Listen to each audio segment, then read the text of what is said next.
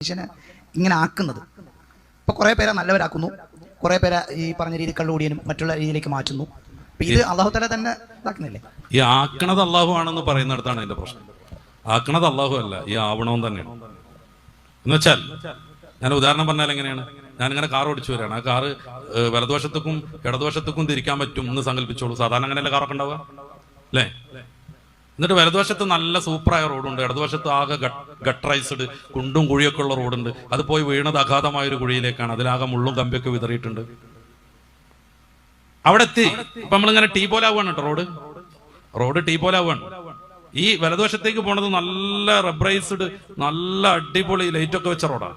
ഇടതുവശത്തേക്ക് പോണത് പറ്റേ മോശം പിടിച്ച റോഡാണ്. അവിടെ എത്തിയിട്ട് ഡ്രൈവറാകുന്ന ചങ്ങാതി ഇടതുവശത്തേക്ക് വണ്ടി വിട്ടു, ടയർ പഞ്ചറായി വീണു, കുഴിയിലൊക്കെ വീണു. ഈ കാർ നിർമ്മിച്ച ചങ്ങാതിമാര് ഇടതുവശത്തേക്ക് തിരിക്കുമ്പോൾ അത് തിരിയണ സംവിധാനം ഉണ്ടാക്കിയിട്ടാണ് ഞാൻ അങ്ങനെ കൊണ്ടുപോയത് എന്ന് അവൻ ആക്ഷേപിച്ച് അങ്ങനെ ഉണ്ടാവും. അവൻ അങ്ങനെ വിചാരിക്കുകയാണ്, എന്റെ കാർ എങ്ങനെ തിരിച്ചാലും വലതുവശത്തേക്ക് പോയിരുന്നുവെങ്കിൽ ഞാൻ എന്തായാലും ഇടതുവശത്ത് കൊണ്ടു കയറൂലായിരുന്നല്ലോ, എന്റെ കാർ കേടുവരൂലായിരുന്നല്ലോ, വീഴൂലായിരുന്നല്ലോ എന്നൊക്കെ ഒരാൾ വിചാരിച്ചു എന്ന് കരുതിക്കോളൂ. എന്നിട്ട് കാർ കമ്പനിയെ കുറ്റപ്പെടുത്തിയാൽ അങ്ങനെ ഉണ്ടാവും. സത്യത്തിൽ ഇടതുവശത്തേക്കും വലതുവശത്തേക്കും തിരിക്കാൻ പറ്റും വിധത്തിലാണ് കാർ സംവിധാനിച്ചിട്ടുള്ളത്. വേറെ കുറെ ആളുകൾക്ക് മനോഹരമായി വലതുവശത്ത് കൂടി ഓടിച്ചു പോകുന്നുണ്ട്, അവർക്കൊന്നും പറ്റണില്ല. ഇവൻ അവിടെ വെച്ച് കുരുത്തക്കേട് കാണിക്കുകയാണ്, ഇങ്ങോട്ട് ഇടതുവശത്തേക്ക് വണ്ടി ഓടിക്കുകയാണ്. വലതുവശത്തേക്ക് തിരിക്കാൻ പറ്റുമ്പോ തന്നെ അപ്പൊ മനുഷ്യൻ അള്ളാഹു സൃഷ്ടിച്ചിട്ടുള്ളത് നന്മയും തിന്മയും തെരഞ്ഞെടുക്കാൻ പറ്റുന്ന രീതിയിലാണ്. നന്മ തെരഞ്ഞെടുക്കാൻ വേണേൽ തിന്മ തെരഞ്ഞെടുക്കാൻ വേണേൽ ഇന്നതേ തെരഞ്ഞെടുക്കാവൂ എന്ന് റബ്ബ് ആരെയും നിർബന്ധിക്കൂല. എല്ലാത്തിന്റെയും ഗുണം പറഞ്ഞു കൊടുക്കും, ദോഷവും പറഞ്ഞു കൊടുക്കും. ഇതിലൂടെ പോയാൽ ഗുണത്തിലെത്തുന്നും പറയും, ഇതിലൂടെ പോയാൽ തിന്മയിലെത്തുന്നും പറയും.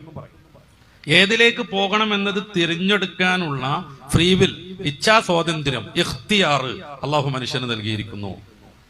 അപ്പൊ ഒരു മനുഷ്യൻ ഇടതുവശത്തേക്ക് പോകണം, കുണ്ടിൽ വീഴണം, കാറ് കേടണം, പരിക്ക് പറ്റണം എന്ന് തീരുമാനിച്ച് അങ്ങോട്ട് തിരിച്ചാൽ അതിന്റെ എല്ലാ ശിക്ഷയും അവൻ അനുഭവിക്കേണ്ടി വരും.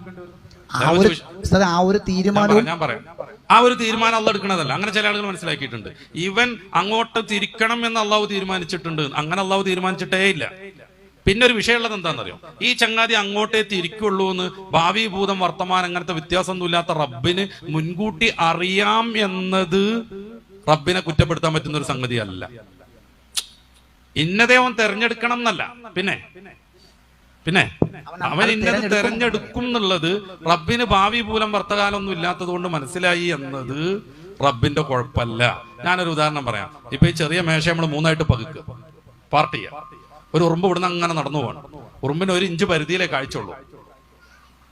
ആ ഉറുമ്പ് ഇങ്ങനെ പോന്നുകൊണ്ടിരിക്കുന്ന ആ ഒരു ഒന്നാമത്തെ കള്ളി ഉറുമ്പിനെ സംബന്ധിച്ചിടത്തോളം പ്രസന്റ് ആണ്, വർത്തമാനാണ്. അല്ലേ വർത്തമാനകാലല്ലേ ആണ്. ഒന്നാമത്തെ വര കയറി ഉറുമ്പട് പോകുമ്പോ അത് വരെയുള്ളത് ഉറുമ്പിനെ സംബന്ധിച്ച് ഭൂതാണ്. ഈ സെന്ററിലുള്ളത് വർത്തമാനാണ് അല്ലെ? നേരെ മറിച്ച് ഇതിന്റെ മുന്നേ ഉള്ളതോ, ഇപ്പൊ അദ്ദേഹം നിലകൊള്ളുന്ന ഉറുമ്പ് നിലകൊള്ളുന്ന സെന്ററിന്റെ അപ്പുറത്തുള്ളത് ഉറുമ്പിനെ സംബന്ധിച്ച് ഭാവിയാണ്. ഇവിടെ ഉണ്ടോ? നമ്മൾ ഈ മേശയെ 3ആയിട്ട് ഒരു വരട്ടു, ഒരു ഉറുമ്പ് ഇവിടുന്ന് അങ്ങനെ പോവാണ്. ഒന്നാമത്തെ വരത്തോളം അതിന് ആ ഒരു മേഖല പ്രസന്റ് ആണ്, വർത്തമാനാണ്. ഒന്നാമത്തെ വരട് കഴിഞ്ഞാൽ അതുവരെയുള്ളത് അതിനെ സംബന്ധിച്ച് ഭൂതാണ്. അവിടുന്ന് അങ്ങനെ പോയിട്ട് അത് അപ്പുറത്ത് എത്തോളം അതിന്റെ ആ 2ാം വരന്റെ അപ്പുറമുള്ളത് ഭാവിയാണ് അല്ലെ? വേറെ വെച്ച് ഉസ്താദന്മാരും ഞാനൊക്കെ ഇവിടുന്ന് ഇങ്ങനെ നോക്കുമ്പോ ഞങ്ങളെ സംബന്ധിച്ച് ഇത് മൊത്തം വർത്തമാനമാണ്. എന്റെ കാര്യം ഉറുമ്പിനേക്കാൾ കാഴ്ചശക്തി ഉണ്ട്, ഇത് നമുക്ക് വരുന്നുണ്ട്. അപ്പൊ ഈ ഒരു ഉറുമ്പ് ഇങ്ങോട്ടെത്താൻ 1ാം വരയിലെത്താൻ 1 മണിക്കൂർ എടുത്ത് സങ്കല്പിക്കുക. അതേ റൂട്ടിൽ അത് പോവുകയാണെങ്കിൽ 2ാം വരയിലെത്താൻ 1 മണിക്കൂർ ഉണ്ടാവും നമുക്ക് മനസ്സിലാക്കാൻ പറ്റും.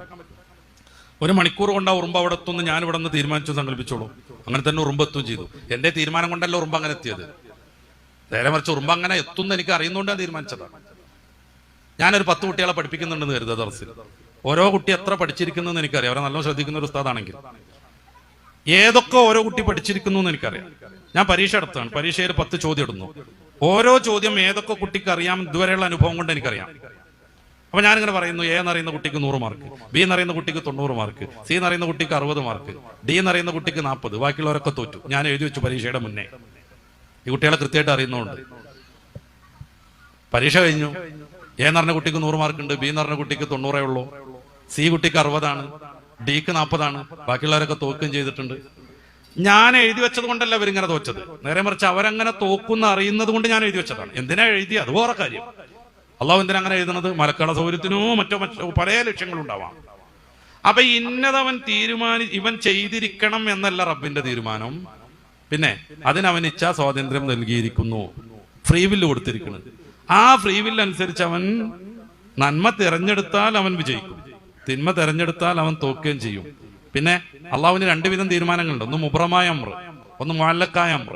ഒരാൾ വീട്ടിൽ നിന്ന് ഇറങ്ങുമ്പോൾ സദക്ക കൊടുക്കും, എന്നാൽ അവനൊരു ആക്സിഡന്റ് ഉണ്ടാവില്ല എന്ന് റബ്ബിന് തീരുമാനമുണ്ട്. സദക്കയുടെ മാത്രം പറഞ്ഞിട്ട് അവനത് തീരുമാനം എടുത്താൽ ആക്സിഡന്റ് ഒഴിവാകും. ഇന്ന ദിവസം ഖിയാമത്ത് നാളാണ്, ഇനി നമ്മൾ എത്ര സദക്ക കൊടുത്തിട്ടും കാര്യമില്ല, അത് സംഭവിക്കും. അത് മുബ്രമായ അമ്രാണ്. മനുഷ്യ ജീവിതത്തിൽ പുരോഗതി നൽകാനാണ് ഇങ്ങനെ ഒരു സംവിധാനം ഉണ്ടാകുന്നത്. കാരണം ഈ ഒരു പ്രതീക്ഷ വിജയിക്കാൻ പറ്റും, എന്റെ തീരുമാനം അനുസരിച്ചാണ് കർമ്മഫലം എന്ന ബോധം ഉണ്ടാവുമ്പോൾ മനുഷ്യൻ എപ്പോഴും എനർജറ്റിക് ആവും. നേരെ മറിച്ച് യുക്തിവാദികൾ പറയുന്നത് പോലെ ഫ്രീ വില്ലില്ല, തലച്ചോറിൽ എന്തോ രാസപ്രവർത്തനത്തിന്റെ ഫലമായി നമുക്ക് തോന്നുന്നത് നമ്മുടെ ശരീരം നടപ്പിലാക്കുന്നു എന്നാണെങ്കിൽ, ഞാനിപ്പോ ഉസ്താദിനെ കുത്തി കൊന്നാൽ എന്നോട് ചോദ്യം ചോദിക്കാൻ പറ്റൂല. കാര്യം എനിക്കതിലൊരു കൺട്രോളും ഇല്ല. എന്തേ? തലച്ചോറിൽ രാസപ്രവർത്തനത്തിന്റെ ഫലമായി ഞാൻ കത്തിയെടുത്ത് കുത്തി. അപ്പൊ ഖദർ ഖലാ എന്ന് പറയുന്ന ഈ വിഷയം വളരെ സിമ്പിളാണ്.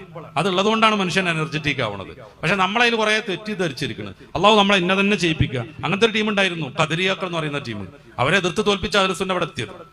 അവരുടെ വാദം അതാണ്, കരിയില പോലെയാണ് മനുഷ്യൻ, അപ്പുപ്പന്താടി പോലെയാണ് മനുഷ്യൻ, അങ്ങോട്ട് കാറ്റടിച്ച് അങ്ങോട്ട് പോകും, ഇങ്ങോട്ട് കാറ്റടിച്ച് അങ്ങോട്ട് വരും. അല്ല, അങ്ങനല്ല.